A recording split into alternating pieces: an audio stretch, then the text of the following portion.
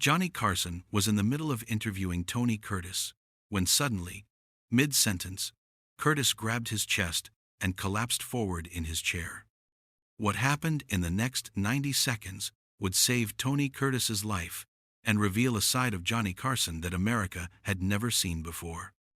Doctors would later confirm that without Johnny's quick thinking and hidden expertise, Curtis would have died on live television in front of 20 million viewers. April 15th, 1982. Studio 1-inch, Burbank, California. It was a Thursday night, and The Tonight Show was running like a well-oiled machine.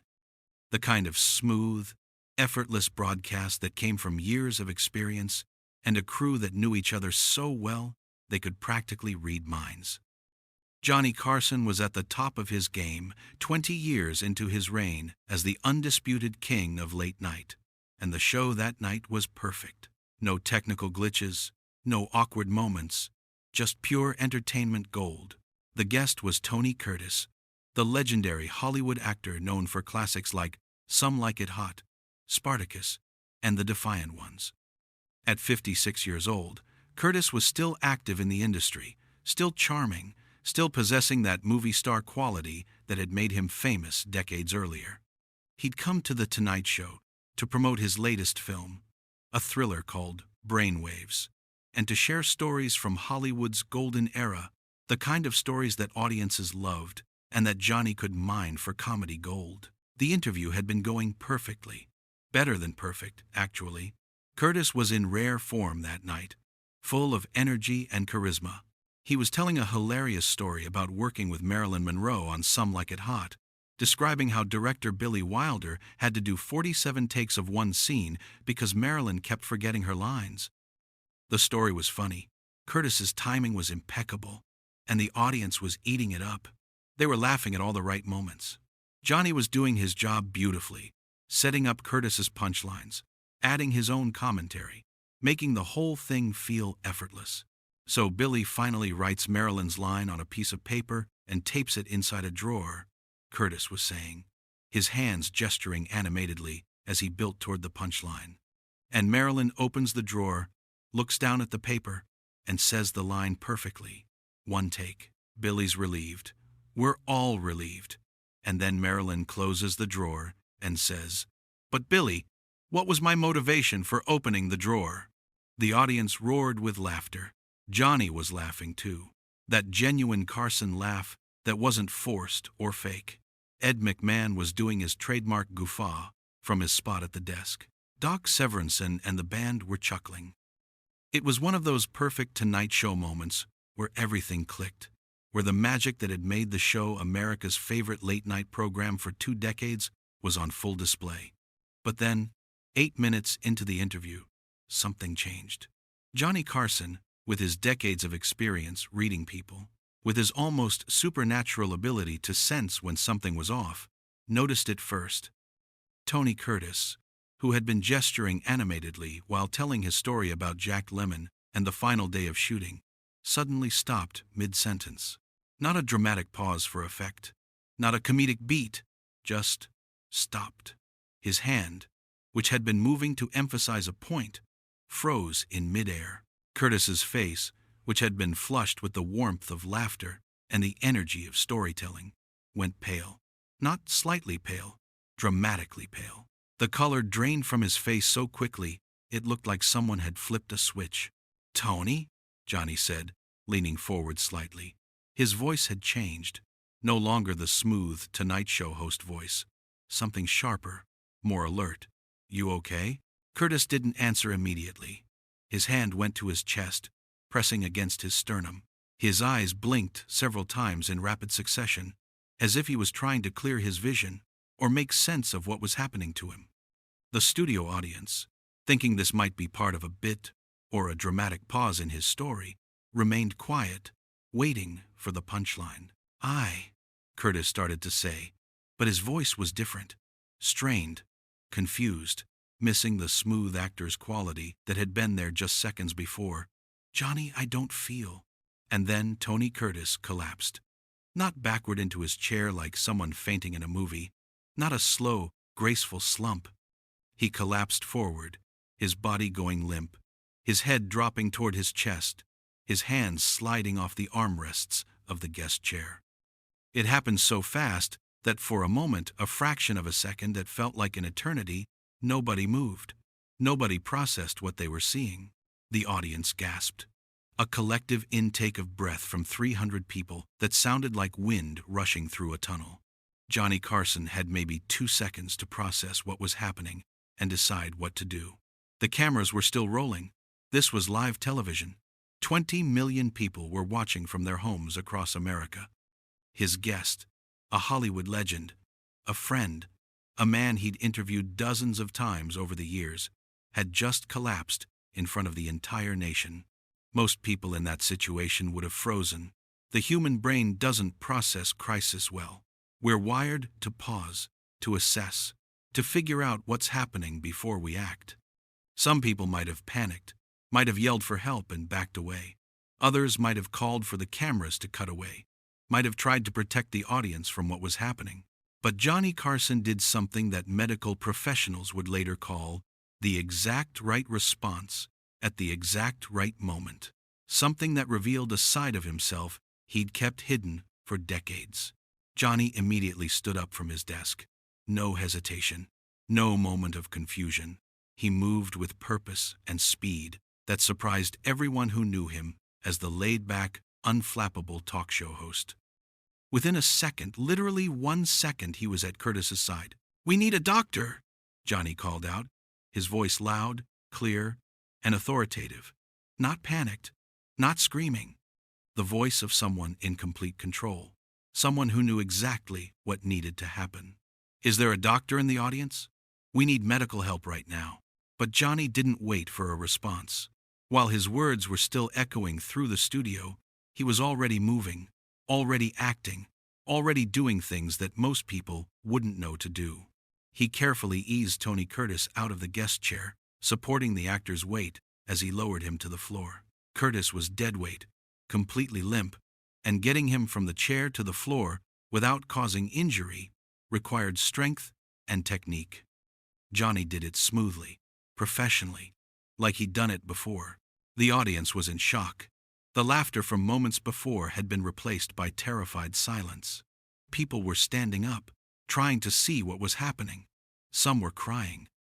Others were frozen in their seats. This wasn't entertainment anymore. This wasn't a comedy bit gone wrong. This was a genuine medical emergency unfolding in real time on live television. "Tony," Johnny said firmly, kneeling beside Curtis on the studio floor, leaning close to his face. "Tony, can you hear me? Can you open your eyes?" Curtis's eyes were half open, but there was no focus there, no recognition, no response. He was breathing, Johnny could see his chest moving, but something was very wrong. And then Johnny did something that demonstrated knowledge most people didn't expect a talk show host to have. Something that would later be analyzed by emergency response trainers and used as a teaching example in medical courses. He immediately checked Curtis's breathing by placing his ear close to Curtis's mouth and nose while watching his chest, the official technique taught in CPR courses. Curtis was breathing, but it was shallow and labored, not the deep, steady breaths of someone who's okay, the rapid, insufficient breaths of someone in serious distress. Then Johnny loosened Curtis's collar and tie with quick, efficient movements. He didn't fumble with the buttons. He knew exactly what he was doing. Getting the collar open, giving Curtis more room to breathe, making sure nothing was constricting his airway. "Call 911 now," Johnny shouted toward his stage manager, Jeff Sotzing, who was already running toward the nearest phone. "Tell them we have a possible cardiac event." Male, 56 years old, collapsed, breathing but unresponsive. "We need paramedics immediately." The specificity of Johnny's instructions shocked everyone. This wasn't someone guessing. This was someone who knew exactly what information emergency services would need. Then Johnny did something else that made the paramedics who arrived later shake their heads in amazement. He grabbed the guest chair and pulled it closer, then carefully elevated Curtis's legs by placing them on the chair seat, raising them above the level of his heart. This position, legs elevated, body flat, airway clear, is exactly what emergency medical technicians are trained to do for someone in shock or experiencing cardiac distress. It helps blood flow to the brain and vital organs. It's not common knowledge. It's not something you'd know unless you had medical training.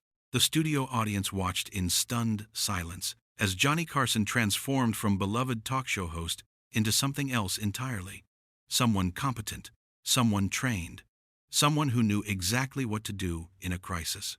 "Ed, get the audience back," Johnny said to Ed McMahon, who had rushed over from his position. "Give us some room to work." Ed immediately began guiding people back, creating space around Curtis.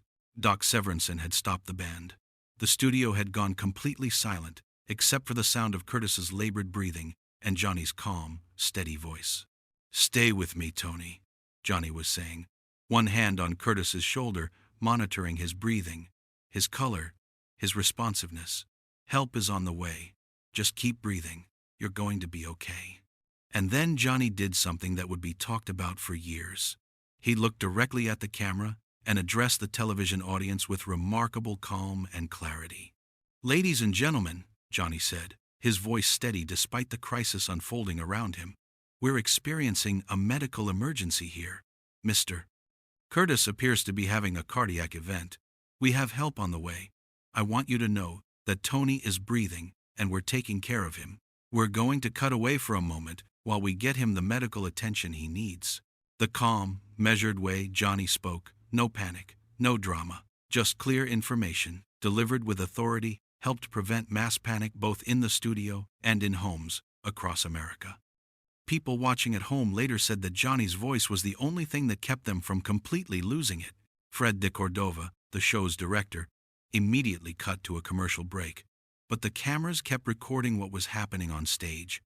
That footage, which wouldn't be broadcast but would be preserved in the NBC archives, would later be used by emergency response trainers, medical schools, and first aid instructors as an example of perfect crisis management. The recording showed Johnny Carson doing everything right: checking breathing, maintaining an open airway, elevating the legs, monitoring responsiveness, providing reassurance, and most importantly, staying calm while making sure everyone around him knew what to do. "How far out are the paramedics?" Johnny called to Jeff Sotzing. 3 minutes, Jeff shouted back. "Okay, Tony. You hear that?" Johnny said, leaning close to Curtis again. "Help is 3 minutes away. You're doing great. Just keep breathing for me." Curtis's eyelids fluttered. A small movement, but Johnny caught it immediately. "That's good, Tony. That's really good. Can you hear me? If you can hear me, try to blink." Curtis blinked. Once. Slowly, but definitely deliberate. "Excellent," Johnny said, and there was genuine relief in his voice. "You're doing great, buddy. Stay with me." The studio audience was crying now. Not hysterical crying, but quiet tears of fear and shock. They'd come to see a comedy show, and instead were witnessing their beloved host trying to save a man's life. Ed McMahon, standing a few feet away, would later say that watching Johnny work was like watching a completely different person. "I'd known Johnny for 20 years, Ed said in interviews years later. "I thought I knew everything about him. But that night, I saw someone I'd never seen before. Someone trained, someone prepared, someone who transformed into exactly what the situation needed." 2.5 minutes after Curtis collapsed, though it felt like hours, paramedics burst through the studio doors. They came in fast, carrying equipment, moving with practiced efficiency. Johnny immediately gave them space, but didn't leave Curtis's side until the paramedics were in position. "Male, 56, collapsed approximately 3 minutes ago," Johnny told the lead paramedic, rattling off information like he was giving a hospital report. "No prior warning. Sudden onset. Grabbed his chest before collapse. Breathing has been shallow, but steady, responsive to verbal commands as of about 30 seconds ago. No visible trauma. Possible cardiac event." The lead paramedic looked at Johnny with surprise. "You medical?" "Navy training," Johnny said simply. "A long time ago." The paramedics took over, working quickly and professionally. They got Curtis on a gurney, started an IV, attached monitoring equipment. Within 5 minutes of their arrival, They had Curtis stabilized and ready for transport. Before they wheeled Curtis out, Johnny leaned down close to his friend one more time. "You're going to be fine, Tony," Johnny said quietly. "They're going to take great care of you. I'll call the hospital in an hour to check on you." Curtis's eyes opened slightly, and he managed a weak smile. "Johnny," he whispered, his voice barely audible, "you saved my life." "Just returning the favor," Johnny said. "You've been making me laugh for 20 years. Seemed like the least I could do." The paramedics wheeled Curtis out of the studio toward a waiting ambulance.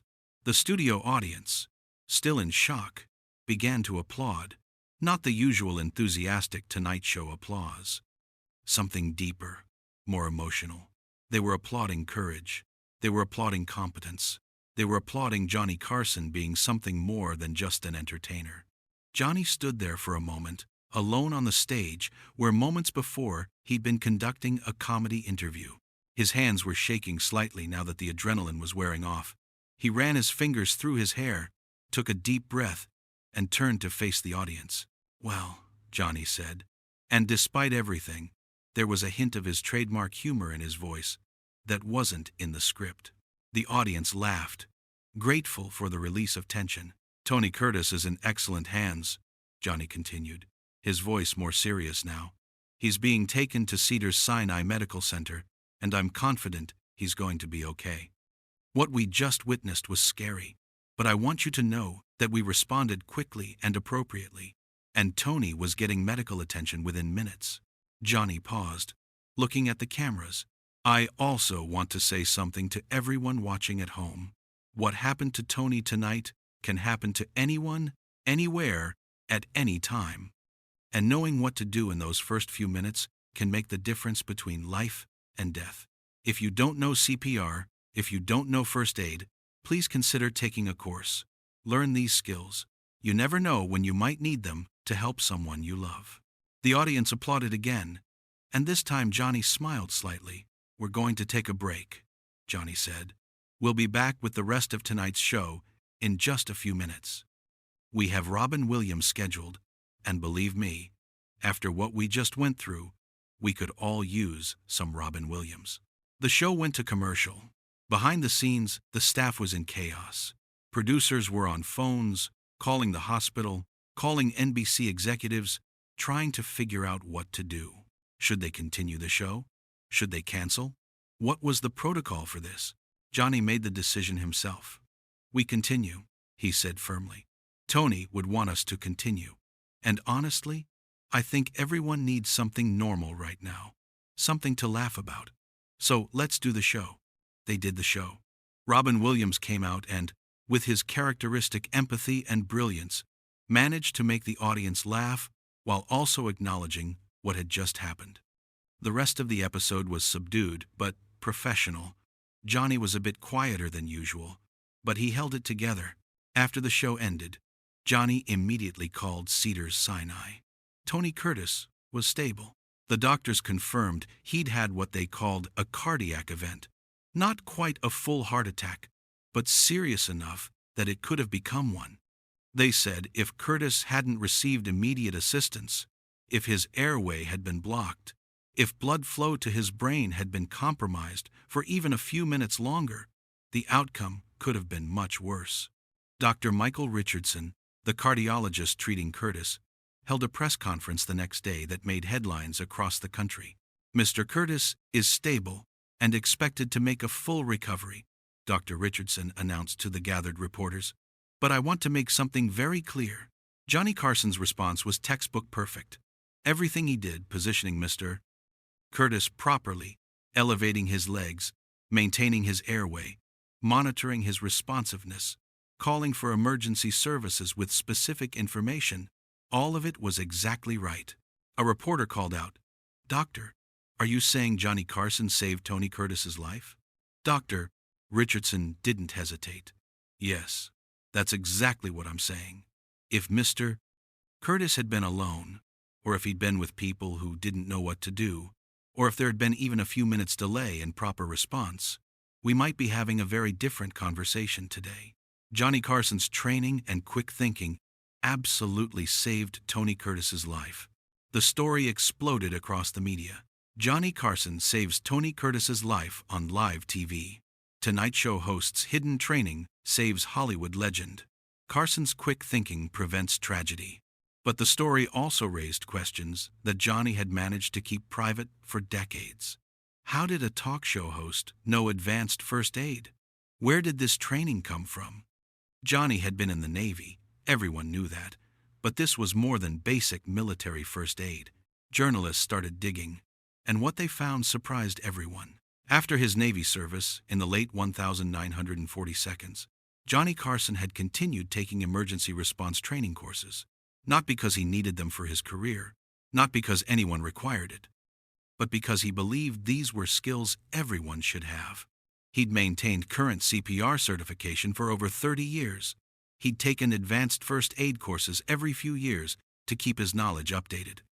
He'd even taken a wilderness emergency medicine course in the 1970 seconds. All of it done quietly, privately, without any publicity or fanfare. His longtime producer, Fred de Cordova, admitted in interviews that he'd had no idea. Johnny never mentioned it, Fred said. We have first aid certified personnel on staff, which is standard for any production. But I had no idea Johnny himself was trained, let alone to that level. He just never thought it was worth mentioning. 3 weeks after the incident, Tony Curtis returned to The Tonight Show. He walked onto the stage to a thunderous standing ovation that lasted nearly 3 minutes. Johnny stood up and hugged his friend, and for a moment, both men were too emotional to speak. You know, Johnny, Curtis finally said as they sat down, I've done a lot of dangerous stunts in movies. I've fought gladiators, I've hung from buildings, I've done all kinds of crazy things for my films. But the scariest moment of my life was waking up in a hospital and being told that I'd collapsed on your show and that you saved my life. The scary part for me, Johnny replied, his voice sincere, was watching you go down and realizing that we might lose you right there, that we might lose a friend, a brilliant actor, someone who's brought so much joy to so many people. I'm just glad I remembered those Navy first aid courses and all the training I've kept up with over the years. Curtis shook his head, his eyes getting misty. The doctors told me that what you did was more than basic first aid, Johnny. They said you made decisions in seconds that took medical training to understand. You elevated my legs, which kept blood flowing to my brain. You loosened my collar, which helped me breathe. You positioned me correctly. You monitored me properly. Every single thing you did was exactly right. And if you hadn't done those things, they said I probably wouldn't be here right now. The audience was silent, hanging on every word. After I woke up in the hospital, Curtis continued, after the doctors explained what happened, I asked to see the footage. NBC showed me what you did. And Johnny, I watched you transform from a talk show host into something else entirely. You became a trained emergency responder. You took control of a chaotic situation, and you saved my life. I owe you everything. Johnny looked uncomfortable with the praise, which was characteristic for him. He'd never liked being the center of emotional attention. Tony, you don't owe me anything, Johnny said. I did what anyone with training should do. I just happened to be there and happened to know what to do. The real heroes are the paramedics who got there so fast and the doctors at Cedars-Sinai who took such great care of you. Maybe, Curtis said, but you're the one who kept me alive until they could get there. And that makes you my hero, whether you like it or not.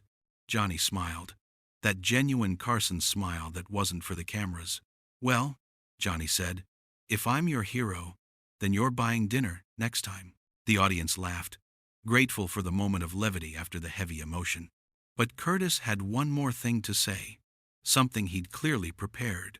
I also want to say, Curtis continued, his voice more serious now, that what happened on this show probably happens every day all over the country. People have cardiac events. People collapse. People need help. And most of the time, the people around them don't know what to do. They panic, they freeze, they wait for someone else to help. And sometimes, by the time help arrives, it's too late. Curtis looked directly at the camera, addressing the viewers at home. Johnny said something the night I collapsed that I want to repeat. Learn these skills. Take a CPR course. Learn first aid. You never know when you might need to help someone. It might be a stranger. It might be a colleague. It might be someone you love. But if you have the training, if you know what to do, you can save a life. Johnny saved mine. Maybe you'll save someone else's. The American Red Cross reported that in the weeks following Curtis's return to The Tonight Show, enrollment in their CPR and first aid courses increased by 300%. People who'd watched Curtis collapse and watched Johnny save his life were motivated to learn those same skills. Training centers across the country were overwhelmed with new students. Johnny agreed to appear in a series of public service announcements for the Red Cross, promoting emergency response training. In the announcements, he was characteristically humble. "I'm not a doctor," Johnny said in one PSA. "I'm not a paramedic. I'm just someone who decided a long time ago that knowing how to help people in an emergency was important. These skills are easy to learn. They don't take much time, but they can make all the difference. If what happened on my show can convince even one person to get trained, then something good came out of a scary situation." The PSAs were incredibly effective. They showed clips from that night: Johnny moving quickly, Johnny checking Curtis's breathing, Johnny giving clear commands, intercut with Johnny talking about the importance of training. They aired during prime time on all 3 networks. They were shown in schools. They were shown in community centers. And they saved lives. Over the next few years, the Red Cross received dozens of letters from people who'd taken courses after seeing Johnny's PSAs and had used their training to help someone. CPR performed by bystanders. First aid administered before paramedics arrived. Choking victims saved by people who knew the Heimlich maneuver. Each letter was copied and sent to Johnny. He kept them all in a file in his office. He never talked about them publicly, but people who worked with him said he was more proud of those letters than any Emmy he'd ever won. Tony Curtis, for his part, never let an interview go by without mentioning what Johnny had done for him. In his autobiography, published in 1993, Curtis devoted an entire chapter to that night. "Johnny Carson saved my life," Curtis wrote. "But more than that, he showed me what it means to be prepared for the unexpected. He could have panicked. He could have frozen. He could have waited for someone else to help. Instead, he acted with skill, compassion, and courage. And I'm here today, 11 years later, writing this book, because Johnny Carson decided decades ago that learning how to help people in emergencies was important." Curtis also made significant changes to his own life after the cardiac event. He quit smoking, a 3-pack-a-day habit he'd maintained since his 20s. He changed his diet, started exercising regularly, and became an advocate for heart health awareness. "Johnny gave me a second chance," Curtis would say in interviews. "He gave me more time with my family, more time to work, more time to live. I'm not going to waste that gift." Curtis would live another 28 years, passing away peacefully in 2010 at the age of 85. At his funeral, one of the speakers read a statement Curtis had written specifically for the occasion. "If you're hearing this, it means I'm gone," the statement began. "And that's okay. I lived a long, full life. But I want everyone to know that a significant portion of that life, almost 3 decades, was a gift from Johnny Carson. Johnny gave me those years. Every birthday, every holiday, every moment with my family after April 1982 happened because Johnny knew what to do when I needed help most. I hope I used that time well. I hope I made those extra years count. Thank you, Johnny, wherever you are. I'll see you on the other side." There wasn't a dry eye in the church. For Johnny Carson, the night Tony Curtis collapsed became a defining moment that showed audiences a different side of him. Yes, he was a brilliant entertainer, with perfect timing and quick wit. But he was also a man who valued being prepared, who kept himself trained in skills he hoped he'd never need to use, and who could remain calm and effective in the face of crisis. Medical professionals who have reviewed the footage still use it as an example of perfect emergency response. It's shown in EMT training courses, in first aid classes, in crisis management seminars, Watch how Carson assesses the situation. Instructors tell their students. Watch how he immediately begins appropriate interventions. Watch how he communicates clearly with everyone around him. This is textbook response. In the years after the incident, Johnny was asked about it occasionally in interviews. He always downplayed his role. "I just did what I was trained to do," Johnny would say. The real heroes are the people who do this every day. The paramedics, the doctors, the nurses. They're the ones who deserve credit. I just happened to be there and happened to remember my training. But those close to Johnny knew it meant more to him than he let on. Ed McMahon said in a 1995 interview, "That night changed Johnny in some ways. Not dramatically, but subtly.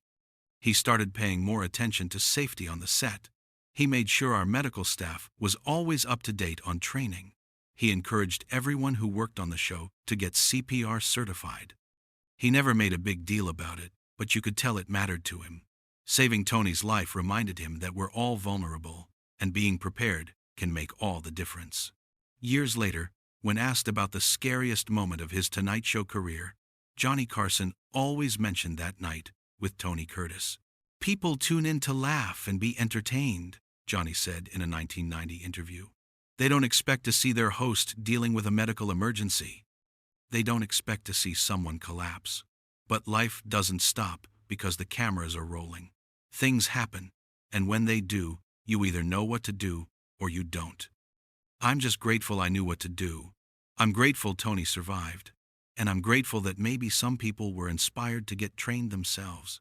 Today, when emergency response trainers teach crisis management and first aid, they often show the footage of Johnny Carson's response to Tony Curtis's collapse.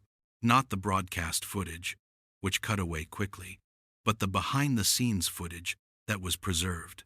It demonstrates everything you're supposed to do in an emergency. Assess quickly, act decisively, communicate clearly, stay calm, provide appropriate interventions, monitor the patient, call for professional help immediately, and most importantly, be prepared before the crisis happens. Johnny Carson entertained millions of people over his 30-year career on The Tonight Show. He made them laugh, gave them comfort at the end of long days, became a trusted presence in their living rooms. But the 90 seconds he spent saving Tony Curtis's life might have been his most important performance. Not because it was entertaining, though it was dramatic. Not because it was funny, though Johnny managed to find some humor even in that scary situation. But because it was real, because it mattered. Because it showed that behind the jokes and the smile and the perfect timing was a man who cared enough to be prepared, who valued being able to help people, who understood that some things are more important than entertainment. If this incredible story of quick thinking and preparedness moved you, make sure to subscribe for more true stories about the moments when celebrities showed they were more than just entertainers. Share this video with someone you care about, and seriously consider taking a first aid or CPR course. You never know when you might need those skills to save a life. Johnny Carson saved Tony Curtis. Maybe you'll save someone else, because in the end, that's what really matters. Not how famous you are or how many people know your name, but whether you were there when someone needed you most.